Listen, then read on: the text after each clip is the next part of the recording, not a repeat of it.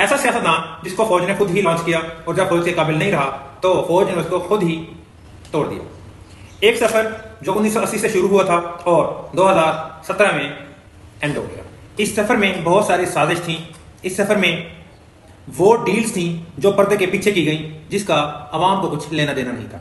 अवाम समझती रही कि नवाज शरीफ हमारा नजरियाती लीडर है। 1979 में जब जुल्फकार अली भुट्टो को फांसी के तख्ते पर लटकाया गया तो अवाम की नजर में जुल्फकार अली भुट्टो की बहुत वैल्यू बढ़ी। उनके अवाम के मुताबिक हमारा लीडर सिर्फ और सिर्फ जुल्फकार अली भुट्टो था और उनको नाहक कत्ल किया गया। उनके साथ अवाम की हमदर्दियां बढ़ गई। उनकी नीचे आने वाली उनकी बेटी, मुझे ऐसा बंदा चाहिए जो बूट अच्छी तरह पॉलिश कर सकता हो, जिसको सिर्फ पढ़ना आता हो, प्रेस कॉन्फ्रेंस करे वो भी पेज पर देकर करे, और अगर कोई भी काम करे, तकरीर करे, वो भी अपनी मर्जी से न करे, जिसको हम लोग लिख के देंगे वही जाकर आवाम के सामने पढ़ दे। उनके सामने मियां मोहम्मद नवाज शरीफ को लाया गया। मियां मोहम्मद नवाज शरीफ जब जिया उल हक के सामने पेश हुए तो उनको चेक करने के लिए मियां मोहम्मद नवाज शरीफ को बगैर किसी स्ट्रगल के पंजाब का वजीर खजाना लगा दिया गया, बगैर किसी मेहनत के। याद रखिए, मियां मोहम्मद नवाज शरीफ को किसी ने समझाया हुआ था कि आपने बूट पॉलिश बड़े ही अच्छे तरीके से करनी है, तो उन्होंने टिका के बूट पॉलिश की। जो काम उनसे लिए गए वो काम उन्होंने किए। हर वो काम एस्टेब्लिशमेंट ने नवाज शरीफ से करवाया जिससे पीपल पार्टी को, बेनजीर भुट्टो को जलील किया जा सकता था ताकि उनको तोड़ा जा सके। तो 1985 में जब जिया उल हक को पता चला ये मेरा ही बंदा है, ये मेरे ही गुण गाता है, मेरे नाम के चर्चे पढ़ता है, मेरे नाम के कलमे पढ़ता है, तो जिया उल हक साहब ने मियां मोहम्मद नवाज शरीफ को उनकी बूट छाप की वजह से उनको वक्त का सीएम बना दिया। मियां मोहम्मद नवाज शरीफ की अब तक कोई अपनी वैल्यू तो थी नहीं, तो उन्होंने बूट पॉलिश करना ही बेहतर समझा, क्योंकि जिनकी कोई वैल्यू ही ना हो उसको उठाकर वजीर खजाना लगा दिया जाए, जिनकी वैल्यू ही ना हो उनको उठाकर पाकिस्तान का सबसे बड़े सूबे का चीफ मिनिस्टर बना दिया जाए। उसने तो उस बंदे को दुआएं देनी है। तो वो एस्टेब्लिशमेंट के बूट पॉलिश करने में बहुत अहम रोल अदा करते रहे और 1990 में एन वक्त ऐसा आया जब मियां मोहम्मद नवाज शरीफ को वक्त का वजीर आजम बना दिया गया। जब मियां मोहम्मद नवाज शरीफ को 1990 में वक्त का वजीर आजम बनाया तो मियां मोहम्मद नवाज शरीफ आपे से बाहर हो गए।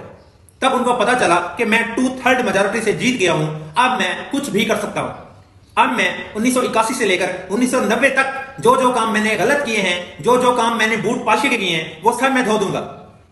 तब मियां मोहम्मद नवाज शरीफ आहिस्ता एस्टेब्लिशमेंट से अपने आप को दूर हटाने लगे। अगर एस्टेब्लिशमेंट उनको कोई काम कहती तो वो ना करते, अगर एस्टेब्लिशमेंट उनको काम से रोकती तो वो कर लेते। क्यों? वो अब वक्त के वजीर आजम बन चुके थे। उनको क्या पता था कि वक्त के वजीर आजम की value chief of army staff के आगे एक चूंटी सी भी नहीं होती।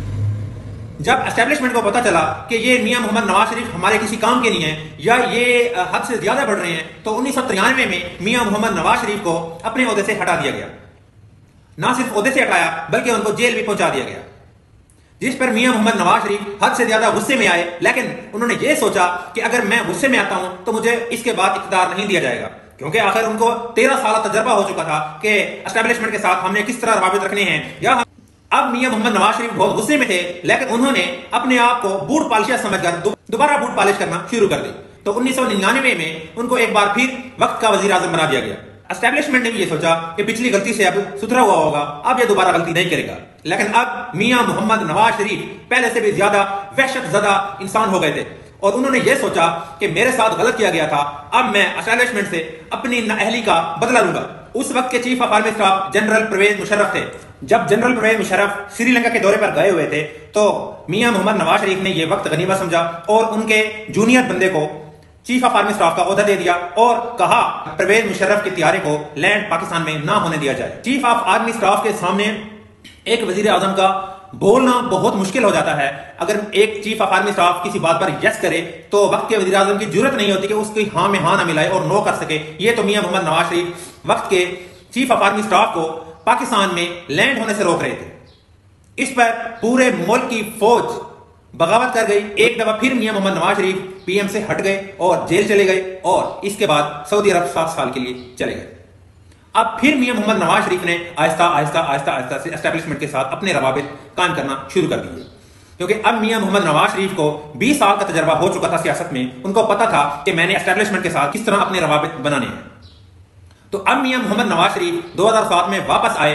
नून लीग को पंजाब में तो हुकूमत दे दी गई, लेकिन पाकिस्तान का प्राइम मिनिस्टर नवाज शरीफ को नहीं बनाया गया। लेकिन मियां मोहम्मद नवाज शरीफ वक्त की गनीमत को जानते हुए 2007 से लेकर 2013 तक का वेट किया और बूट पॉलिश खूब किए और 2013 में पाकिस्तान के प्राइम मिनिस्टर बन गए तीसरी दफा। अब मियां मोहम्मद नवाज शरीफ मुकम्मल तौर पर बदल चुके थे।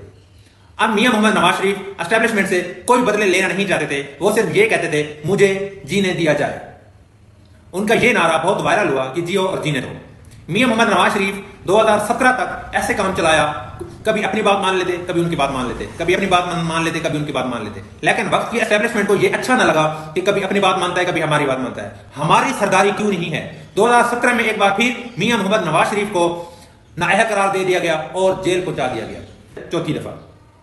अब मियां मोहम्मद शहबाज शरीफ भी इस काम में फुल एक्सपीरियंस हो चुके थे और 28 फरवरी 2024 को मियां मोहम्मद नवाज शरीफ को पाकिस्तान वापस बुलाया गया और कहा कि हम आपको वक्त का वज़ीर आज़म बनाएंगे, चौथी दफा। लेकिन उन पर एतबार अब नहीं किया जा सकता था, क्योंकि 1993 में एतबार किया, वो एतबार पर पूरा नहीं उतरे। 1999 पर एतबार किया, वो पूरा नहीं उतरे। 2013 में एतबार किया, वो पूरा नहीं उतरे। अब एस्टेब्लिशमेंट नवाज शरीफ से तंग आ चुकी है, उनको मजीद एतबार नहीं करना था, तो फिर 8 फरवरी 2024 को वक्त का वज़ीर आज़म शहबाज शरीफ बना दिया गया। ये खेल, ये कहानी अभी खत्म नहीं हुई। ये क्या आपको लगता है कि नवाज शरीफ साहब एक लीडर थे? क्या आपको लगता है नवाज शरीफ साहब स्ट्रगल करके वज़ीर आज़म बने थे? क्या आपको लगता है नवाज शरीफ साहब अवाम के लीडर थे या एस्टेब्लिशमेंट के लीडर थे? और ये क्वेश्चन घूमते रहेंगे, चलते रहेंगे, फिरते रहेंगे। हम इंशाल्लाह एक बार फिर मिलेंगे नेक्स्ट वीडियो के साथ। तब तक के लिए अल्लाह हाफिज़।